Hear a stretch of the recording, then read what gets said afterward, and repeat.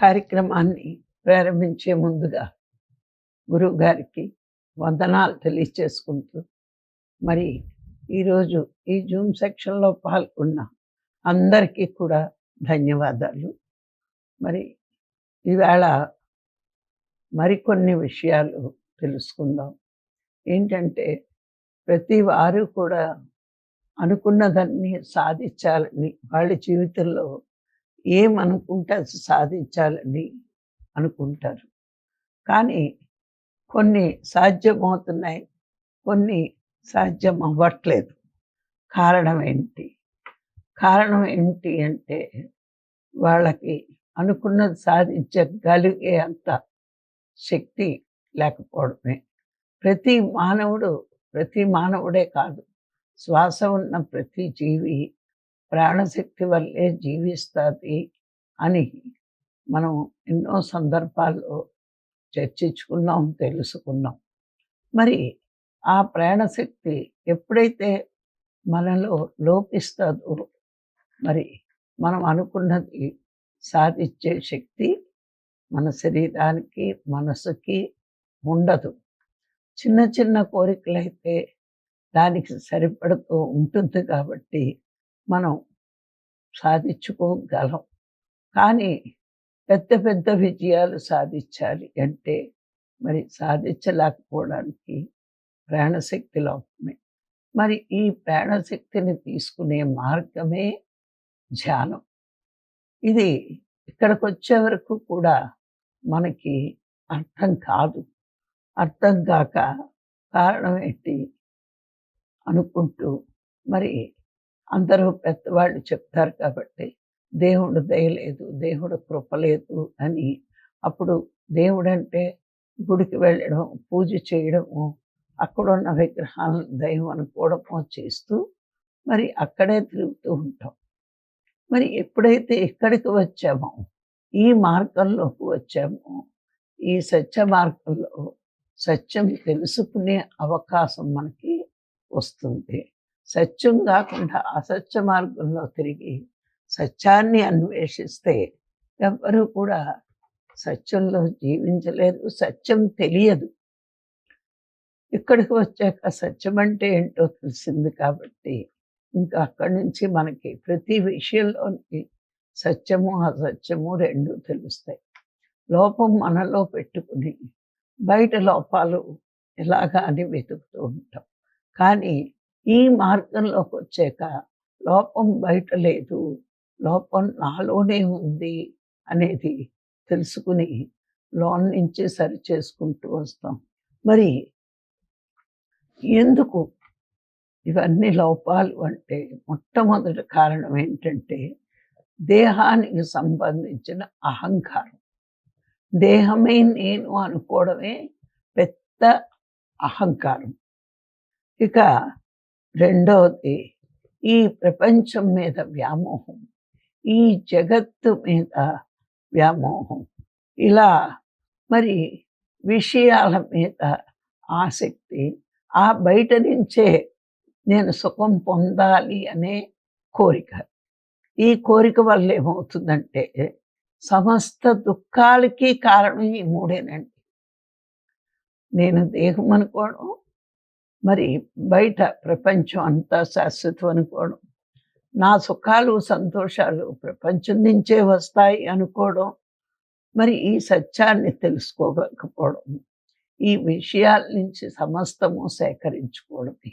మరి ఈ విధంగా ఇక్కడికి వచ్చాక దేహం నేను కాదు, ఆత్మని నేను అన్నప్పుడు అది మొదట్లో అర్థం కాదు. కనిపించే దేహం నేను కాదేంటి, కనిపించింది ఉందో లేదో తెలియని ఆత్మ నేను అనుకోవడం ఏంటి అని చాలా రోజులు అందరూ కూడా తర్జమా పడుతూ ఉంటారు. కానీ ఎన్నో ఉపమానాల ద్వారా గురువు మనకి ఆత్మని నేను అనే పరమసత్యాన్ని అవగాహన కలిగినట్లుగా, అవగాహన అయ్యేటట్లుగా మనకి చెప్తే అప్పుడు మనకి అర్థమవుతుంది. మరి దేహాన్ని నేను అనుకుంటే నశించి కృషించే స్వభావం కల దేహం నేనైనప్పుడు అది నశిస్తుంది, కృషిస్తుంది. నేనెలా అవుతాను?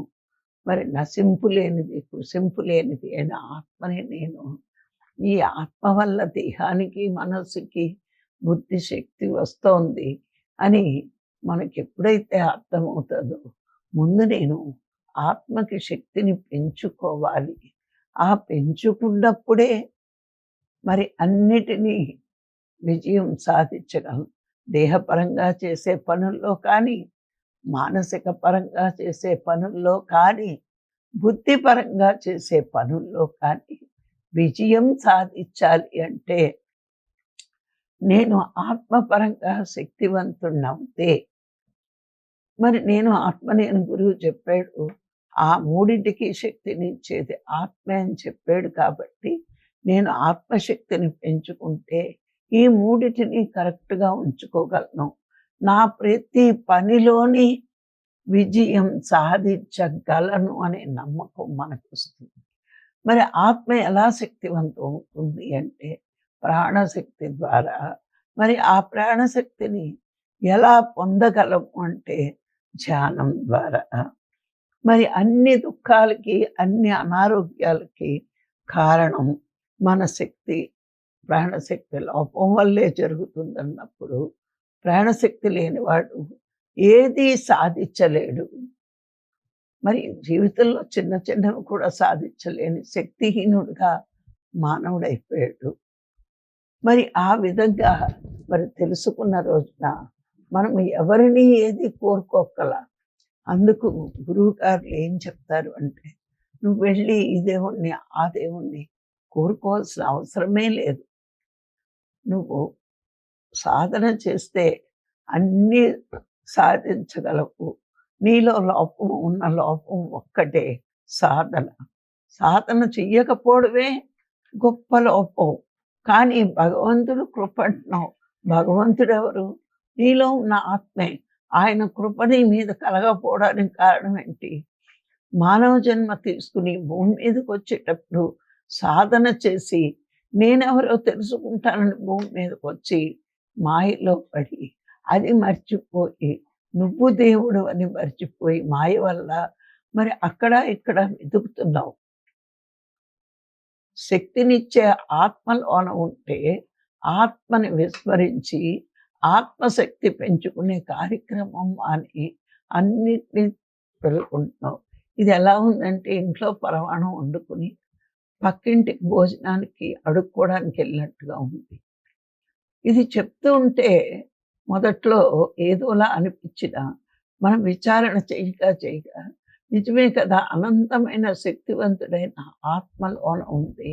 మనసుని ముసుగు వేసి ఆత్మశక్తిని వెలుపలకు రానివ్వలేదు. ఎప్పుడైతే ఆ ముసుగుని తొలగిస్తామో అప్పుడు ఆత్మశక్తి విజృంభించి మనం అనుకున్న విజయాలన్నీ పొందగలము అని మనకు అర్థమవుతుంది. అందుకే పత్రికారి దగ్గరికి ఎవరైనా ఏదైనా వెళ్తే ఆయన ఒకటే చెప్పేవాడు, ధ్యానం చేయి, ధ్యానం చేయి, ధ్యానం చేయి. అన్నిటికీ ఒకటే మంత్రం. తర్వాత ఆయన అన్న మాటలు విచారణ చేస్తే నిజమే కదా, ధ్యానం చెయ్యకపోవడం వల్ల ఆత్మశక్తి లోపించి ఆ ప్రాణశక్తి లోపం వల్ల అనారోగ్యాలు పాలవుతున్నారు. సరి అయిన నిర్ణయాలు చేసుకోలేక, సరి అయిన విషయ సేకరణ లేక, అపోహలతో ఈ ప్రపంచం వల్ల నాకు సుఖం వస్తుంది అనే అపోహే మనసుకున్న అపోహం. మరి అలాగే అక్కడి నుంచి పొందాలనే ప్రయత్నమే బుద్ధికున్న అజ్ఞానం.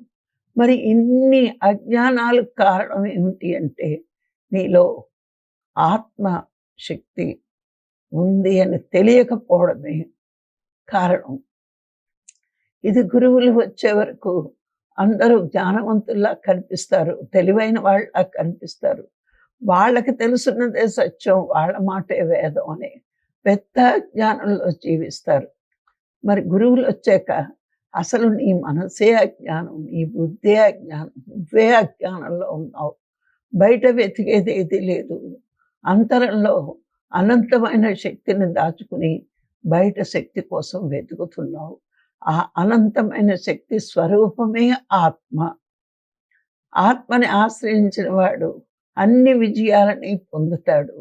ఆత్మని ఆశ్రయించక, భగవంతుణ్ణి ఆశ్రయించక, భగవంతుని సృష్టిని ఆశ్రయించిన వాడు ఎప్పుడూ దుఃఖంలో ఉంటాడు. ఏవో చిన్న చిన్నవి సాధించగలడు, కానీ పెద్ద పెద్ద విజయాలను సాధించాలి అంటే శక్తి సరిపోక, విజయం సాధించక, తన విజయం బయట ఉందేమో అని వెతుక్కుంటున్నాడు. బయట లేదు. ఇది మనకి ఇప్పుడు బాగా అర్థమైంది. ఎక్కడ అర్థమైంది? అనంతమైన శక్తి స్వరూపమైన ఆత్మలోన ఉంది. ఈ సృష్టించిన సృష్టికర్త అణువంత ఆత్మగా నాలోనే ఉన్నాడు. నా మనసుకున్న భ్రాంతుల వల్ల, ఏం భ్రాంతి మంది? శరీరం నేను అనుకోవడం, ఈ జగత్తు మీద వ్యామోహం, జగత్తు నుంచే అన్ని సుఖాలు, భోగాలు, సంతోషాలు వస్తాయనుకోవడం, ఇవన్నీ అజ్ఞానమే. ఈ అజ్ఞానం తొలగేది ఒక్క ప్రాణశక్తి వల్లే. ఈ ప్రాణశక్తిని నీలోకి ఎంతగా నింపుకుంటావో, నీ మనస్సుకున్న అజ్ఞానం తొలగించుకుని సత్యాన్ని తెలుసుకోగలవు. అన్ని అజ్ఞానాలకి మూలం మనలో శక్తి లేకపోవడమే, బలం కాదండి, శక్తి లేకపోవడమే. ఆ శక్తిని పొందే మార్గమే ప్రతి ఒక్కళ్ళు కూడా మరి ఆత్మ గురించి తెలుసుకుని, ఆత్మ గురించి అధ్యయనం చేస్తే అన్నిటినీ పొందగలరు. మరి సాధనా మార్గంలోకి వచ్చాక ప్రతి ఒక్కడు ఎందుకు సంతోషంగా ఉన్నాడంటే సత్యాన్ని తెలుసుకున్నాడు కాబట్టి. సత్యం తెలియనప్పుడు, అసత్యంలో జీవించినప్పుడు అసత్యమే సత్యంగా అనిపించింది. ఏంటంటే మన కష్టానికి కారణం భగవంతుడే. ఆయన నా నుదుటికి ఇది రాయలేదు, భోగాలు రాయలేదు, సుఖాలు రాయలేదు అని అనుకుంటాం. మరి అసత్యం వైపు వెళ్ళి కోరుకుంటే ఏమొస్తుంది? ఇప్పుడు విగ్రహం మనం పెట్టుకున్నాం, అక్కడికి వెళ్ళి ఏమడుగుతున్నాం? పూజలు చేసి, స్తోత్రాలు చదివి, ప్రసాదాలు ఉండి, నా జీవితం సుఖంగా ఉండేటట్టు చూడు అని అడుగుతాం. మరి ఆ సుఖం లేనప్పుడు ఇంకో గుడి తిరుగుతుంది. ఎన్ని గుళ్ళు తిరిగినా మనకి విజయం పొందలేనప్పుడు నా కర్మ ఇంతే అని సర్ది చెప్పుకుంటున్నాం. కానీ ఇక్కడికి వచ్చాక మరి భగవంతుడిని నీలో దాచుకుని కాని దానికోసం వెతుకుతే ఎక్కడ దొరుకుతుంది? దీనికి కథ చెప్తారు పెద్దలు. ఏంటంటే ఒక ఆమె వీధిలో వెతుకుతుందట ఏదో. వెతుకుతూ ఉంటే దారిని పోయేవాళ్ళు, ఏంటి అవ్వా వెతుకుతున్నామంటే, సూది వెతుకుతున్నాను, సూది పడిపోయింది అని. అలా వెతికారు. దేవుడితో పాటు పెద్ద ఆవిడ కదా అని వాళ్ళు సాయం చేశారట. అలా సాయం చేసి వెతికాక చివరికి ఒకడు అడిగాడు తెలియని, ఇంతకీ అవ్వా సూది ఎక్కడ పడేసావు, ఎప్పుడు పడేసావు? ఏం లేదు, ఇంట్లో పని చేసుకుంటూ సూది పడేశాను, దొరుకుతుందేమో అని ఇక్కడ వెతుకుతున్నాను అన్నాడట. ఇదేంటి, ఇంట్లో సూది పెట్టి పారేసి ఇక్కడ ఎతుకుతే ఎట్లా దొరుకుతుంది? అవును కదా, నిజమే కదా, ఇంట్లో పడిపోయిన సూది వీధిలో దొరకదు. అలాగే ఒంట్లో ఉన్న దేవుడిని మర్చిపోయి వీధిలో వెతుకుతే దొరుకుతాడా అని అడిగిందట. అంటే అర్థం ఏంటి? మనలో ఉన్న భగవంతుడిని మర్చిపోయి వదిలేసి బయట దేవుడిని వెతికితే దేవుడు ఎప్పుడు దొరుకుతాడు? దొరకడు కదా. మన పని అలాగే. గురువు గారు వచ్చాక ఉన్న చోట వెతకాలి, కానీ లోని చోట వెతికితే ఎక్కడ వస్తుంది? నీలో ఉన్న దైవాన్ని వదులుకుని దేవుడెక్కడా అని తిరుగుతున్నారు. దేవుడి గురించి వెతికిన వాడే దేవుడు. ఇది పత్రికారు వచ్చే వరకు మన ఎవ్వరికి అర్థం కాలేదు. లోన ఉన్నవాడిని మర్చిపోయి బయట వెతుకుతున్నాం. ఉన్న చోట వెతికితే దొరుకుతుంది. అప్పటి నుంచి మనందరం కూడా ఉన్న చోట వెతకడం ప్రారంభించాం. అంటే అంతర ప్రయాణం. నువ్వు అంతరంలోకి వెళ్ళు.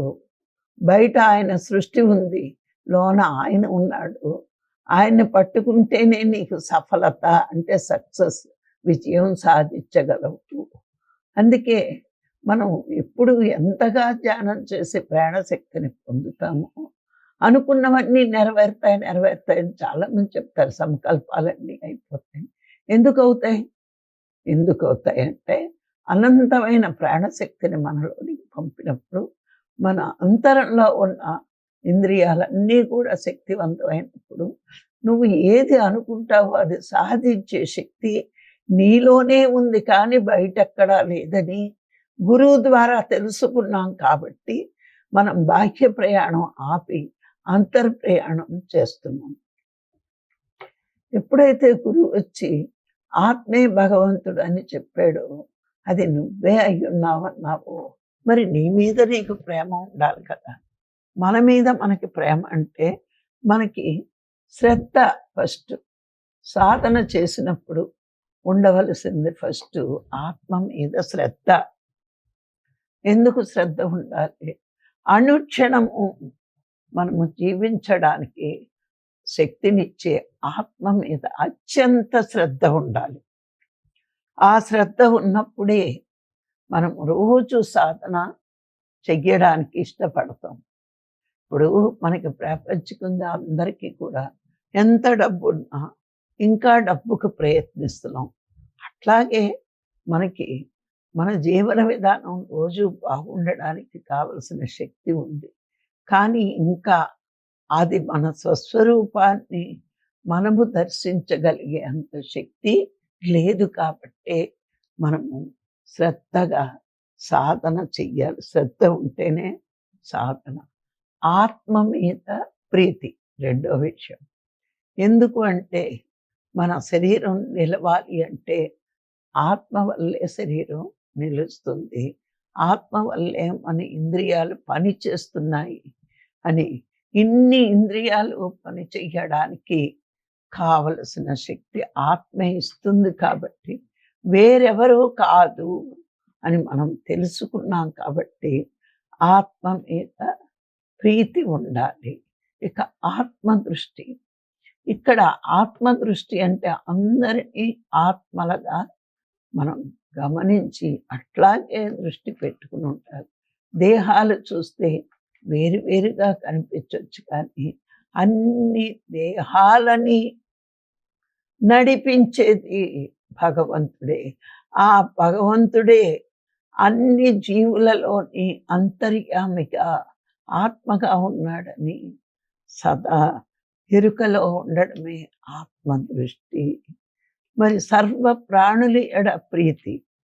అన్ని ప్రాణుల్ని మనం ప్రేమించాలి అంటే అసలు మనం ఒక ఆత్మగా భూమి మీదకి వచ్చినప్పుడు 84 లక్షలుగా జన్మలు తీసుకుని వచ్చాము అని గురువు ద్వారా తెలుసుకున్నాక మరి ఏది హీన జన్మ, ఏది ఉత్తమ జన్మ, ఏది కాదు. ఏ శరీరం తీసుకున్నా అనుభవం పొందడానికి, పాఠాలు నేర్చుకోవడానికి ఏ జన్మకు ఆ జన్మే గొప్పది. ఏ జన్మలో నేర్చుకోవాల్సిన పాఠాలు ఆ జన్మలోనే నేర్చుకుంటున్నాం. మరి ప్రతి జన్మ గొప్పదే కదా. ఏది హీన జన్మ, ఆ హీన జన్మలో కూడా నువ్వు హీన జన్మ అనుకుంటున్నావు, కానీ అలాంటి రకం జన్మలో కూడా ఆ జీవి పాఠాలు నేర్చుకుంటుంది ఆ ఆత్మ. మరి అందుకే ఇవన్నీ ఈ జ్ఞానమంతా తెలుసుకున్న రోజు ఏది హీన జన్మ కాదు, ఏది గొప్ప జన్మ కాదు. ఎక్కడికక్కడ పాఠాలు నేర్చుకోవడానికి ఇన్ని రకాల దేహాలు ధరించింది ఆత్మ అనే పరమసత్యం తెలుసుకున్నప్పుడు అన్ని జీవుల మీద ప్రేమను చూపిస్తాం. ఎందుకంటే మనం కూడా అలాగే వచ్చాం. మనం కూడా ఈ పరిణామ క్రమంలో ప్రయాణించి ప్రయాణించి ప్రయాణించి చిట్ట చివరి మజిలీకి వచ్చాం మనం. ఇది చిట్ట చివరి మజిలీ. ఈ మజిలీలో ఎంతగా సాధన చేస్తామో అంతగా శక్తిని పొందుతాం. ఎంతగా శక్తిని పొందుతామో అంతగా ఆత్మ దర్శనానికి దగ్గర అవుతూ ఉంటాం. అందుకే సర్వ ప్రాణుల ఎడ ప్రీతి కలిగి ఉండాలి, ప్రేమ కలిగి ఉండాలి. ఇక పరోపకార బుద్ధి. ఇప్పుడు చూడండి, ఎందుకు పరోపకార బుద్ధి అంటారు అంటే మనము అందరికంటే అన్ని జీవుల కంటే శక్తివంతులు. మనకంట అన్ని జీవులు శక్తిహీనంగా ఉన్నాయి. ఇప్పుడు ఒక తండ్రి కుటుంబానికి భగవంతుడి నుంచి పొందిన కుటుంబం అంతా తనే చూసుకుంటాడు. తన మీదే భారం అనుకుంటాడు. అలాగే మనకంటే ఈ చిన్న జీవులు వాళ్ళకి శక్తి తక్కువుంది. మనకి శక్తి ఎక్కువ. అందుకే ఆ అన్ని జీవుల్ని నేను రక్షించాలి, కాపాడాలి అనే ఒక ఆలోచన, ఆ బుద్ధి మనకొచ్చినప్పుడు మనము అన్ని జీవుల్ని రక్షించే ప్రయత్నం చేస్తాం. మరి అన్ని జీవుల్ని రక్షించే ప్రయత్నమే ఇప్పుడు మనం భూమి మీద అందరినీ శాకాహారులుగా మార్చాలని కోరుకోవడం. పత్రిక చూడండి, ఇన్ని పాయింట్లు మనం తెలుసుకున్నప్పుడు ఎంత గొప్ప పని చేయించాడు. శాకాహారం ఎందుకంటే సర్వ ప్రాణుల మీద ప్రీతి, పరోపకార బుద్ధి. అంటే మనకంటే తక్కువ జీవుల్ని మనం ప్రాణదానం చెయ్యగలగాలి. అంటే ఎదుటివాడు చంపకుండా ఆపగలిగితే ప్రాణదానం చేసినట్టే. మరి వాళ్ళకి సేవ చెయ్యాలి అంటే మనం వాళ్ళని రక్షించడమే. సర్వ ప్రాణుల ఎడ ప్రీతి, పరోపకార బుద్ధి, ఇవి మనం బాహ్యంగా చేసే ప్రక్రియ. బాహ్యంగా ఎప్పుడు చేస్తాము అంటే మన జన్మ రహస్యం తెలిసినప్పుడు. ఇది ఎప్పుడు భగవంతుడికి ప్రీతి ఎప్పుడు అంటే మన కింద జీవుల్ని మన ద్వారా రక్షించే అవకాశాన్ని మనకి కల్పించాడని చెప్పుకోవచ్చు మనం. చూడండి, పత్రిగారు మన జీవితంలోకి రాకపోతే తినడం నా జన్మ హక్కు అన్నట్టు చాలామంది ప్రవర్తించారు. కానీ పత్రిగారు మన జీవితాల్లోకి వచ్చాక మన అందరము కూడా మానవ జీవిత రహస్యం, జన్మ రహస్యం ఏంటంటే సాధన చేసి తానెవరో తెలుసుకోవాలి, తానే భగవంతుడని తెలుసుకోవాలి, తనలో దివ్యత్వాన్ని తెలుసుకోవాలి. తనే కాదు, సమస్త జీవులు దైవ స్వరూపులే అనే పరమ సత్యాన్ని తెలుసుకోవాలి. ఇదేనండి సద్గురువులు బోధించేది. అహం బ్రహ్మాస్మి, తత్వమసి, సర్వం కల్విదం బ్రహ్మ అని చెప్పడం కారణం ఏంటి? సద్గురువులు అంటే సమస్త జీవులలోని ఉన్న దైవత్వాన్ని తెలుసుకోవడం. దానికి ఉన్న ఒకే ఒక్క మార్గం ధ్యానం. ఎన్ని ప్రవచనాలు విన్నా, ఎన్ని పురాణాలు విన్నా ఒక మనిషిలో మార్పు రాదు. విన్నది ఈ చెవి నుంచి వింటాం, అందుకే రెండు చెవులట. ఇలా వింటాం, అలా వదులుతాం. కానీ మన ప్రతి వ్యవహారానికి కారణం ఆహారం. కళ్ళ ద్వారా, చెవుల ద్వారా, కళ్ళ ద్వారా చూస్తున్నాం, చెవుల ద్వారా వింటున్నాం. కానీ విన్నది ఆచరణలో పెట్టుకోలేకపోవడానికి కారణం మన వ్యవహారం. ఆ వ్యవహారానికి కారణం మనసు. ఆ మనసును సత్వగుణంలో ఉంచుకున్నప్పుడు, సత్యం బోధపడినప్పుడు, సత్యం అంటే భగవంతుడి గురించి అర్థమైనప్పుడు, భగవంతుడు ఒక చోట ఉండేవాడు కాదు, సర్వత్రా సర్వజీవులలోని ఉండేవాడు భగవంతుడు. భగవంతుడు పరిమితుడు కాదు, అపరిమితుడు అని మనకు అర్థమైనప్పుడు, సర్వం కల్విదం బ్రహ్మ, ఈ సృష్టి అంతా పరమాత్మమయమే అని అర్థమైనప్పుడు మనము పరోపకార బుద్ధితో మరి సర్వ ప్రాణుల మీద ప్రీతితో ఉంటాం. ఇవన్నీ కూడా ఎప్పుడు చేస్తాం? నేను ఆత్మని అని తెలుసుకున్నప్పుడు, నేను భగవంతుడి అని తెలుసుకున్నప్పుడు. భగవంతుడినైనా నేను ఇట్లా ఎందుకు ప్రవర్తిస్తాను అంటే నాలో ఉన్న ప్రాణశక్తి లోపం వలన మనసు విజృంభించి, ఈ మనసు పదే పదే బయటికి వెళ్ళి చూసినవన్నీ సత్యమనే అజ్ఞానంలో ఉంది. ఈ అజ్ఞానాన్ని పోగొట్టుకునే మార్గమే మరి ప్రాణశక్తిని తీసుకుంటే అజ్ఞానం పోయి జ్ఞానవంతులు అవుతాం. చూడండి, 100 సంవత్సరాలు చీకటిగా ఉన్న గదట చీకటిని బయటికి తొయ్యలేమట. ఒక్క లైట్ వేస్తే వెలుతురు వస్తుందట ఆ చీకటి కూడా. అట్లాగే మనం ఎన్నో జన్మలు తీసుకుని వచ్చి ఈ మనస్సు ప్రభావానికి అజ్ఞానం అనే చీకట్లో ఉంటే సద్గురువు వచ్చి తన మాటలు అనే దీపంతో మనలో ఉన్న అజ్ఞానాన్ని పోగొట్టి జ్ఞానవంతులు చేసి సమస్త దుఃఖాలకి కారణం నువ్వెవరో తెలుసుకోకపోవడమే, నువ్వు దైవానివై ఉండి దైవం కోసం వెతకడమే అదే అజ్ఞానం. నేను దేహం అనుకోవడం అజ్ఞానం, భగవంతుడు బయట ఉన్నాడు నీలో లేడనుకోవడం, నువ్వది కాదనుకోవడం అజ్ఞానం. మరి ఈ ప్రాణశక్తి లోపం వల్ల నీ మనస్సు ఇట్లా బయటికి పరిగెడుతుంది.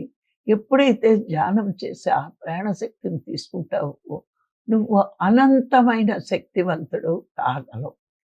నీకు ఆ శక్తి వచ్చినప్పుడు సత్యం అవగతం అవుతుంది. ఎంతవరకు ప్రపంచము, దేహము, మనసు పట్టు కూర్చుంటావు, దుఃఖం తప్పదు, అపజయాలు తప్పవు. ఎప్పుడైతే ఆత్మ మీద శ్రద్ధ, ఆత్మ మీద ప్రేమ, అంతర్ముఖ ప్రయాణం, పరోపకార బుద్ధి, సర్వ ప్రాణుల ఎడ ప్రీతి ఉందో, నువ్వు సాధన చేసి శక్తిని సంపాదించి నువ్వు శక్తివంతుడివై ప్రతి పనిలోని విజయం సాధిస్తావు, అనుకున్నది సాధిస్తావు. సర్వ ప్రాణులని కాపాడే శక్తి నీకు వస్తుంది. చూడండి, పత్రి గారు ఒక్క మాటతో అందరూ శాఖాహారులుగా మారారు. ఆయన మాటకి అంత పవర్ ఎలా ఉంది అంటే ఆయనలో ఉన్న ఆత్మ అనంతమైన శక్తిమయం. మరి మనం కూడా అంత శక్తిమంతులం ఉన్నప్పుడు అనుకున్నవన్నీ సాధించగలం. ఎదుటి వాడి ప్రవర్తన మార్పు తేగలం, మాటని మార్చగలం. వాడే భగవంతుడని చెప్తే మనలో అజ్ఞానం ఉంటే వాడు మారడు. మనం జ్ఞానవంతులమై మన ఆత్మశక్తిని పెంచుకున్నప్పుడు, మనము ఆత్మగా జీవించినప్పుడు ఎదుటి వాడి మీద కూడా మన మాటలు ప్రభావితం అవుతూ ఉంటాయి. అందుకే ముందు మనం ధ్యానం చేసి శక్తిని పెంచుకోవాలి. మనము ఆత్మ మీద ఎంత ప్రీతిగా ఉంటామో, ఆత్మ మీద ఎంత శ్రద్ధగా ఉంటామో, అంటే ఏం లేదండి, ధ్యానం చేయడం, జ్ఞానం పెంచుకోవడం, అది 10 మందికి నేర్పించడమేనండి. ఈ 3 పనులు ఎప్పుడైతే చేస్తామో ఈ భూమి మీద అనంత శక్తిమంతులుగా విరాజిల్లి మన ప్రతి పనిలోని విజయం సాధించే శక్తి వస్తుంది. విజయం సాధించకపోతే దుఃఖము, సాధిస్తే ఆనందం. దుఃఖాన్ని పోగొట్టుకొని ఆనందాన్ని పొందే మార్గమే ధ్యానం. ఆత్మ మీద శ్రద్ధ, ఆత్మ మీద ప్రీతి, ఇది తెలుసుకున్న ప్రతి మానవుడు కూడా సాధన చేస్తాడు. ప్రతి వాళ్ళు చూడండి, అజ్ఞానులు వాళ్ళ దుఃఖాలకు వీడు కారణం, వాడు కారణం అని చెప్తారు. ఎవ్వడు కారణం కాదు. అందుకే కృష్ణ భగవానుడు ఉద్ధరైన ఆత్మ ఆత్మానామ అన్నాడు. నిన్ను నువ్వే ఉద్ధరించుకోవాలి. నీ దుఃఖానికి కారణం నీ అజ్ఞానం, నీ సంతోషం, సుఖం, ఆనందానికి కారణం నీ ఆత్మ. మనస్సు స్థితి నుంచి ఆత్మస్థితికి వచ్చి ఆత్మశక్తిని పెంచుకుంటే జీవితంలో దుఃఖానికి చోటే ఉండదు అని గీతలో ఎప్పుడో కృష్ణ భగవానుడు చెప్పాడు. మరి అది చదివినా అర్థం కాలేదు. గురువు వచ్చాక ఇది అర్థమై ఈ సత్యం బోధపడింది కాబట్టి మన దుఃఖానికి ఎదుటివాడు కాదు కారణం, మనమే అని అర్థమైనప్పుడు ఆ దుఃఖాన్ని పోగొట్టుకునే కారణం జ్ఞానమే అని అర్థమైనప్పుడు ఇప్పుడు మనందరం కూడా సాధన చేసి శక్తిని పొంది, జ్ఞానం పొంది మరి ఆనంద స్థితిలో ఉండడానికి మనందరము ప్రయత్నిస్తున్నాం. మరి ఇదే ప్రతి విజయానికి కారణం సాధనే. సాధన ఉంటే సాధించలేనిది లేదు అని మహాత్ములు చెప్పారు. ప్రతి విజయము నీ వెనకాతలే ఉంటుంది సాధన ఉన్నప్పుడు. ఈ పరమ సత్యాన్ని ప్రతిదినం మనం గుర్తు చేసుకుంటూ ఆచరణలో పెట్టుకుంటూ ఎదగడానికి ప్రయత్నిద్దాం. మరి ఈరోజు ఈ అవకాశం ఇచ్చిన మీ అందరికీ మరొక్కసారి ధన్యవాదాలు. Thank you, thank you, thank you.